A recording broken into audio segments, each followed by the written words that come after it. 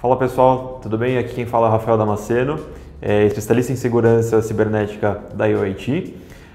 Hoje a gente vai falar sobre um tema muito interessante, que é detectando e respondendo ameaças avançadas.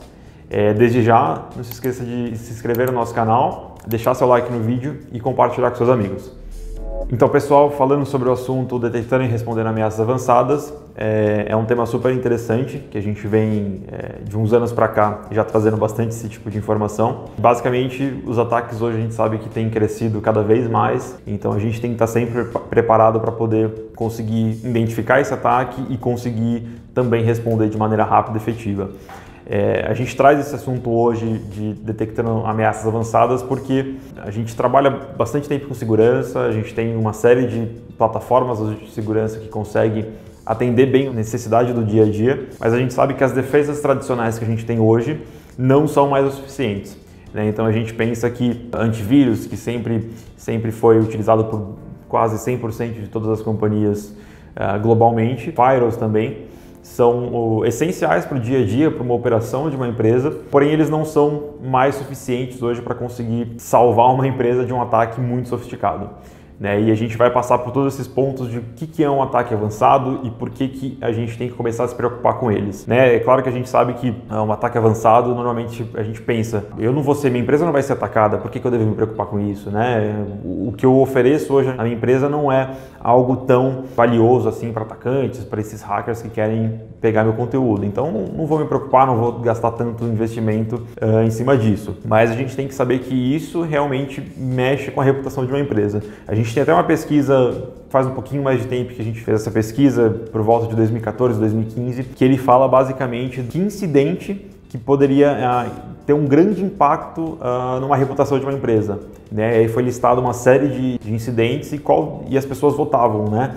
Para qual incidente poderia acabar com a reputação de uma empresa, né? de uma companhia. E aí um desses itens era a parte de data breach, né? Então um vazamento de dados de uma empresa, né? Então de escala, né? Começando por cima. O inicial que baixaria uma reputação de uma empresa seria serviço de baixa qualidade prestado por essa companhia, né? O que todo mundo sabe é que se você vai numa empresa e você não é bem atendido, com certeza você não vai voltar lá, né? Então isso acaba que baixa a reputação da empresa, né? E aí a gente fala também de um acidente ambiental, né? Então de um desastre da natureza, um tsunami, qualquer outra coisa nesse sentido, que isso baixa uma reputação da empresa, né? Então se acontecer um tsunami, um terremoto e a empresa perdeu uma série de informações, isso também baixa essa reputação. E terceiro e não mais importante, né, que nessa linha de raciocínio a gente começa a perceber que um vazamento de dados hoje está começando realmente a levantar essa mídia e começando a ser cada vez mais importante a atuação na parte de segurança, é essa parte de vazamento de dados. Então, um vazamento de dados hoje, na maioria das empresas, na cabeça das pessoas, já é algo que pode e sim, com certeza, vai afetar a reputação de uma empresa, né? Então, o vazamento de dados, um ataque que expôs algum diretor, algum CEO, alguma informação bem sensível. Então, tudo isso acaba que facilita nessa informação e acaba que traz para a gente um outro cenário, que é a gente começar a investir nossos esforços na parte de segurança e não somente na segurança básica, né? Como antivírus, firewall, talvez um DLP, mas também em soluções que é o nosso foco hoje aqui, falar de EDR, né? Então, de detectar essas ameaças que são mais avançadas, mais específicas, direcionadas e respondê-las de forma efetiva e rápida, né? Então, a gente tem até LGPD, né? Que na Europa a gente já tinha GDPR, que exigia que as empresas tivessem um processo bem definido de detectar um incidente e conseguir responder ele em até 72 horas, se eu não me engano.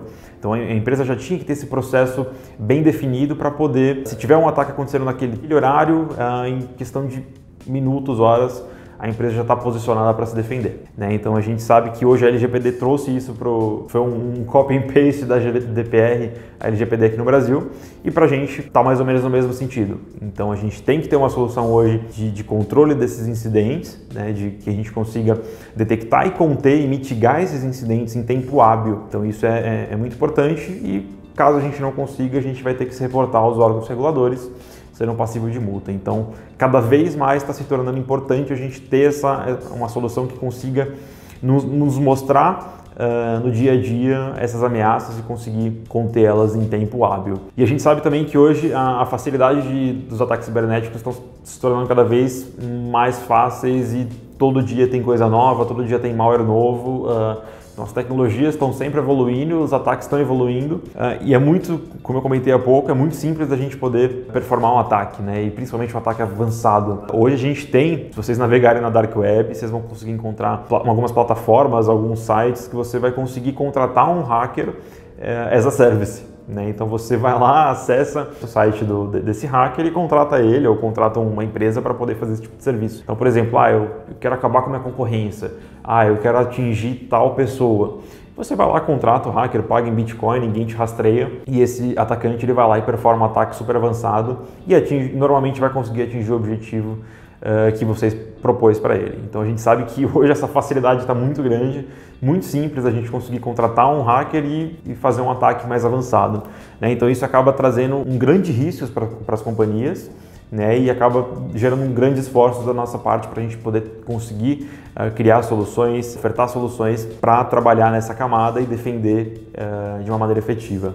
Né? Então hoje a gente pode ter uma série de soluções, a gente pode ter um SOC, a gente pode ter um NOC, a gente pode ter uma série de alarmes, IDS, IPS, tudo que for esse tipo de solução, CIEM principalmente, mas se a gente não tiver algo que seja realmente efetivo, que consiga pegar essas entrelinhas e buscar aonde está a falha dentro desse ambiente e conseguir atuar, a gente não vai conseguir ter esse tempo hábil para poder atingir esse objetivo de conseguir pegar o atacante ou impedir que ele exfiltre algum tipo de dado. E agora a gente fala um pouquinho sobre como é que funcionam os ataques, que tipo de ataques a gente tem hoje e o porquê que a gente deve se preocupar com eles, tá?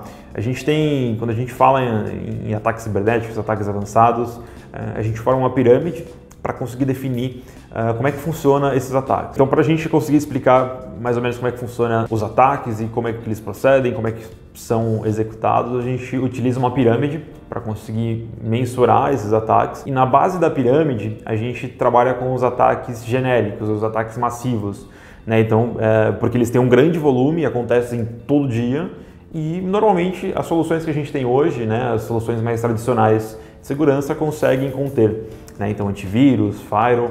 Então, o que são esses ataques? Né? São phishing, são spams, são alguns tipos de malwares bem mais genéricos que hoje, se a gente executar isso na nossa máquina, o antivírus vai lá falar isso aqui já está na minha base ou através desses processos que foram executados na máquina eu consegui entender que isso é algo malicioso, ele vai lá e corta. Né? Então, são ataques massivos que acontecem muito, né? Então são a base dessa pirâmide. Né? E aí quando a gente vai subir na pirâmide, a gente vai para algumas ameaças mais avançadas. Né? Então são ataques que já são um pouquinho mais sofisticados, né? Claro que eles ainda têm aquele padrão um pouco mais genérico, mas eles atuam de uma forma mais sofisticada. Então isso, quando a gente fala de essas ameaças um pouco mais avançadas, são alguns tipos de ataque que não envolvem arquivos, alguns ataques que são, por alguns motivos, ataques de zero day, alguns tipos de exploits mais recentes, ransomware entra nesse nível já também.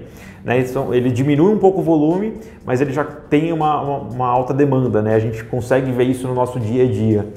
Né? E aí quando a gente vai subindo mais a pirâmide, a gente entra num ponto que já começa a ficar mais preocupante, que é os ataques avançados.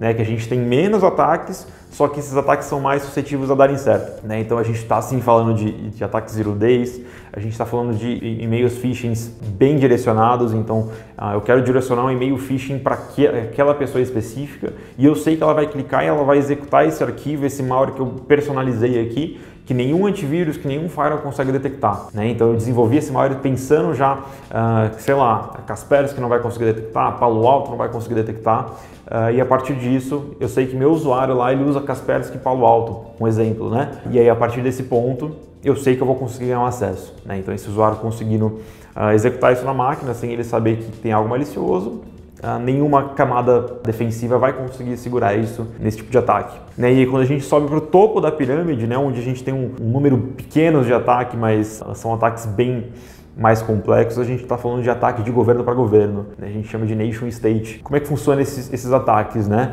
São ataques realmente zero day, né? Que são malwares desenvolvidos para atacar de um governo para o outro, né? Para roubar informações não sei, de armas nucleares, de soluções tecnológicas avançadas, de foguetes, não sei. Uma série de informações que a gente até desconhece um pouco, mas são ataques realmente muito avançados que são desenvolvidos pensando em todos os fabricantes de segurança, falando, ó, esse ataque que a gente desenvolveu, esse malware que a gente desenvolveu, vai passar todas as camadas de segurança. O porquê dessa preocupação da gente estar preocupando com ameaças avançadas, né?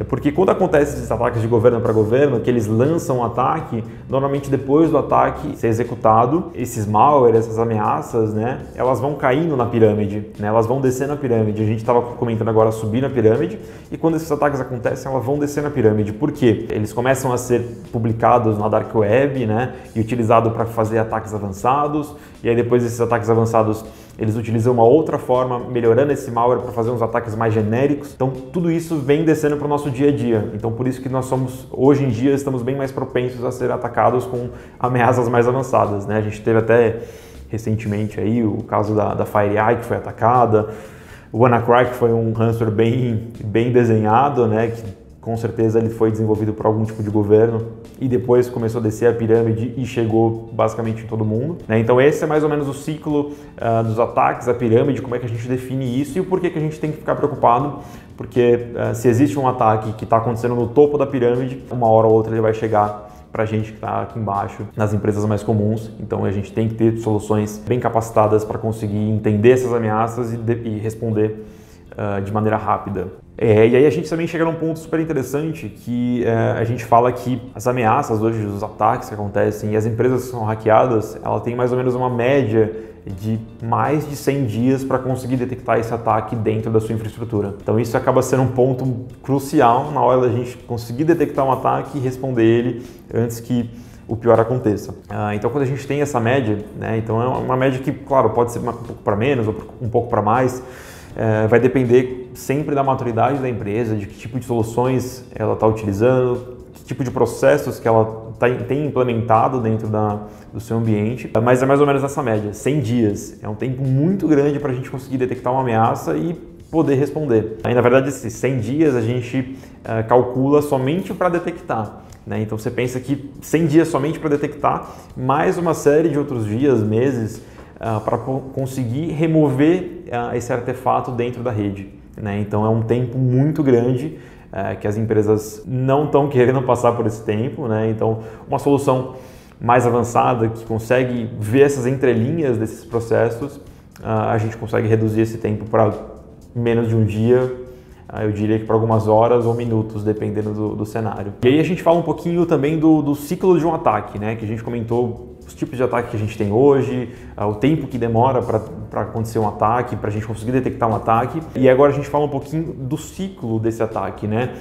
Então, quando a gente fala do ciclo, significa os processos que o atacante, que o hacker tem para executar desde o início até o final do seu objetivo, né? Então a gente passa por esse processo para conseguir entender aonde que uma solução de DR, uma solução de detecção e resposta a ameaças avançadas vai se encaixar nesse processo. Por início a gente tem a fase de reconhecimento, né? O recon que a gente chama, que seria basicamente a gente rodar alguns tipos de teste de scan de vulnerabilidades, rodar algum port scan dentro do meu alvo e começar a encontrar essas informações que vão me dar a oportunidade de eu conseguir invadir a rede do meu alvo. Seria basicamente isso, fazer port scan, rodar alguns tipos de teste ou, dependendo, engenharia social e mais uma série de outros processos que vão me dar esse tipo de suporte para mim conseguir desenvolver os meus artefatos para proceder meu ataque. Num segundo nível, a gente vai começar a falar na parte de armamento, né? De criar suas armas que o atacante usa para...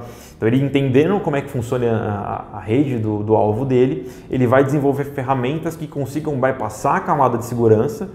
Então ele vai desenvolver malwares, ele vai desenvolver uma série de processos que ele vai conseguir utilizar na hora do exploit dentro da rede do cliente. Esse seria o segundo passo. O terceiro passo, a gente vai trabalhar na camada de entrega, né? Então o delivery desse ataque. Então o que seria isso, né? Então a gente já fez o reconhecimento, a gente já desenvolveu a nossa arma, então agora é o processo da gente entregar esse ataque para o nosso objetivo, para o nosso alvo, né? Nesse processo a gente pode utilizar uma série de formas, né? Então, pendrive, a gente deixa num Raspberry, a gente acessa via uma rede wireless, ou o que acontece muito através de phishing, né? E-mail phishing, a gente envia o e-mail para o nosso target espera que ele clique, e ele clicando, basicamente a gente pula para o próximo passo, que seria o exploit, né? Então ele clicando, baixando, executando esse artefato que a gente mandou para ele, a gente começa a trabalhar na parte do exploit. Então esse malware é exploitado dentro da máquina do meu usuário, do meu objetivo. E aí, a partir disso, a gente vai começar a trabalhar na parte do controle, de executar novos exploits dentro da rede do cliente, novos malwares, e manter persistência, né? Então, garantir que a gente tenha uma persistência para a gente, no futuro, o atacante, eu falo a gente, mas é na visão do hacker, né? Para que no futuro a gente consiga exfiltrar esses dados de uma maneira efetiva e que o atacante consiga atingir o objetivo dele, né? E quando a gente pensa nesse cenário, quando a gente falou na camada de entrega e na camada de exploit, camada de execução desse exploit, a gente está pensando numa camada preventiva, né? Basicamente o que todas as empresas têm hoje. Então, antivírus, firewall, IDS, IPS, todos esses tipos de soluções, eles acabam atuando nessa camada preventiva. Por quê? Porque na parte da minha entrega, quando eu entrego esse malware por um e-mail ou por um pendrive, ou quando esse meu arquivo vai ser executado, o meu antivírus, meu firewall, ele consegue enxergar que tem uma atividade maliciosa através de uma base de assinaturas, de hashes, ou através de algum tipo de inteligência que ele consegue analisar esses processos. Ele vai ver que isso é alguma coisa já maliciosa, já conhecida, e aí ele vai lá e vai conseguir bloquear isso a tempo. Então ele atua nessa camada preventiva.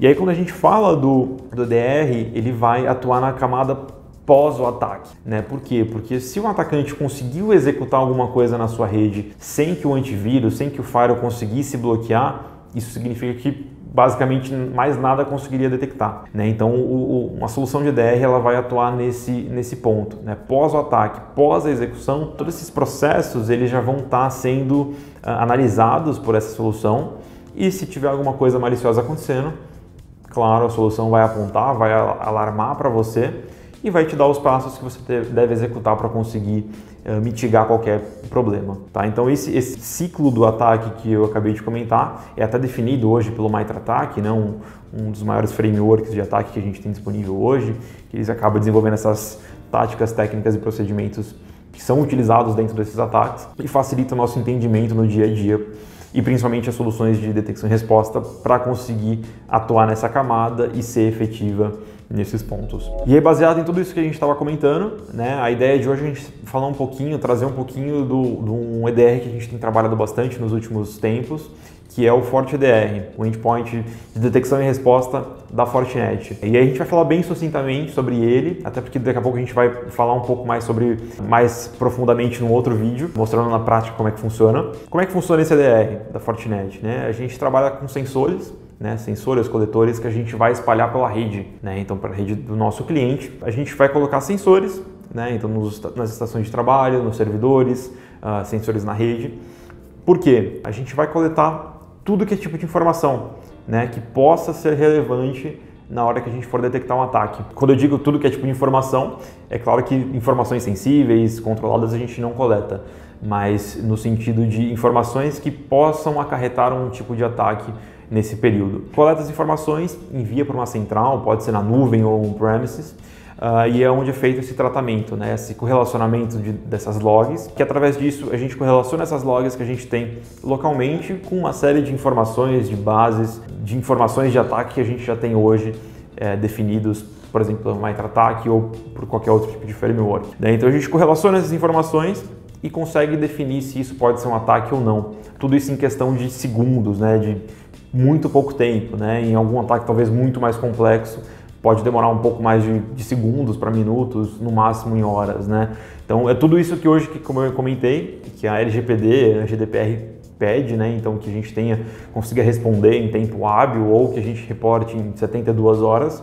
A solução trabalha dessa maneira, através de sensores, e os sensores enviam essas informações para uma central que correlaciona esses dados e nos traz isso tudo num dashboard, que nesse dashboard a gente consegue ter uma série de informações, entender a árvore do processo, né? Então desde a primeira execução do ataque, a atividade que foi considerada maliciosa, e tudo isso num processo muito simples, muito usual, que dentro desse próprio dashboard você não precisa ser um especialista, um hacker para conseguir entender o que está acontecendo, né? Então através desses processos que estão sendo executados, que estão sendo analisados pelo EDR, a gente consegue entender que um processo, por exemplo, foi executado através de uma máquina X, pelo usuário X, no horário X, que, correlacionado com outro processo que aconteceu num outro período, para um outro usuário, teve os mesmos fins, a gente chegou na conclusão que isso é uma atividade maliciosa, né? E tudo isso combinado com uma análise humana, né, de um especialista, uma pessoa do SOC, ou um especialista em segurança, ou um especialista mesmo em infra, olhando esse incidente, olhando esse processo,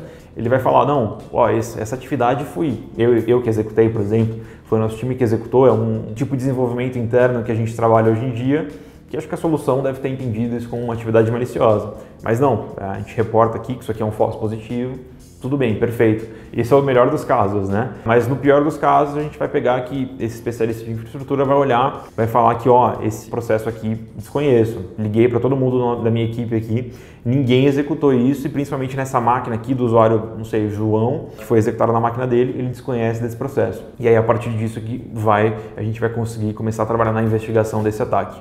Então essa investigação se dá por vários motivos, entender essa árvore dos processos, ver que camada que foi executada, que horário que foi executado, correlacionar isso com outros processos, tudo isso de maneira automatizada e através da Fortinet a gente consegue integrar com uma série de outras soluções, né, principalmente com o FortiGate, justamente para a gente trabalhar nessa camada de resposta, né, e não somente de enxergar esse ataque, de enxergar essa execução, mas também de responder ele, né? Então a gente tem toda essa parte de resposta, não somente com o FortiGate, mas com outras soluções também a gente consegue integrar justamente para a gente poder fazer essa camada de resposta e de uma maneira rápida e efetiva para esse cenário. Fora isso, a gente tem uma série de outros pontos que a gente vai comentar no próximo vídeo mais detalhado sobre a solução. A solução também conta com uma engine de antivírus, né? Então que ela consegue detectar alguns tipos de malware que um próprio antivírus faz hoje em dia, então ela acaba atuando nessa camada preventiva também, justamente para poder facilitar o dia a dia nosso e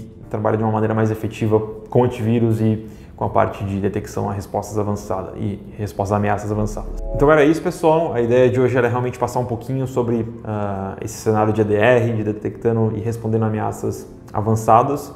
E a gente falou um pouquinho, bem sucintamente, do FortiEDR. Então é mais ou menos essa a ideia. O FortiEDR faz muito mais coisas que a gente vai mostrar para vocês mais tarde. No próximo vídeo a gente vai falar um pouquinho mais detalhado do FortiEDR. A gente vai fazer uma demonstração na prática de como é que funciona, como é que a gente configura, como é que a gente detecta os ataques e responde a eles de forma efetiva, né? Então a gente vai simular um ataque acontecendo em tempo real e mostrando que a solução consegue detectar e como a gente procede para poder responder essa ameaça de maneira efetiva e rápida. E é isso, pessoal. Obrigado por ter ficado até o final. Espero que vocês tenham gostado. E se gostaram, não se esqueça de deixar um like, compartilhar com os amigos e nos acompanhar nas redes sociais. E aqui no final do vídeo vai estar os nossos contatos. Se ficar alguma dúvida, alguma sugestão, quiser conhecer um pouquinho mais sobre a solução, não deixe de entrar em contato com a gente, falar com nossos especialistas. E é isso, pessoal. Obrigado e até a próxima.